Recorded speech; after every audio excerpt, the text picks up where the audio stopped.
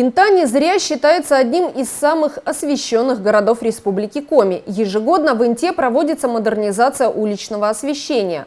На улицах, площадях, в скверах и во дворах появляются дополнительные фонари, устанавливаются новые опоры и современные энергосберегающие лампы. В рамках муниципального контракта стоимостью 1,5 миллиона рублей с мая месяца ведутся работы на улице Мира. Здесь меняют столбы освещения. Вначале подрядчик демонтировал старые опоры, сейчас идет установка новых. До середины июля подрядная организация «Наше время» должна заменить 41 столб уличного освещения, установить и подключить новые светодиодные светильники. Контракт у нас до 15 июля.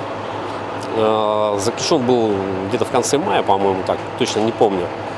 Значит, были приобретены опоры на первой стадии, как говорится. Потом произвели демонтаж старых опор с выкорчевыванием бетонных конструкций, свай старых.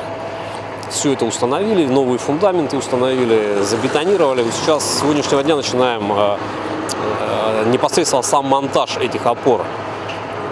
Потом будем протягивать СИП, кабель. Ну, соответственно, новые светильники. Будет светодиодное освещение по всей улице Мира.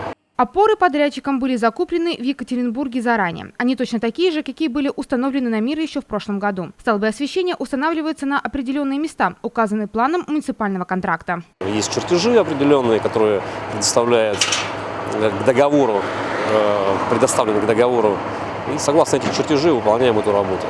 Этим летом работы по замене уличного освещения ведутся на участке от дома 59 по улице Мира до перекрестка у диетической столовой.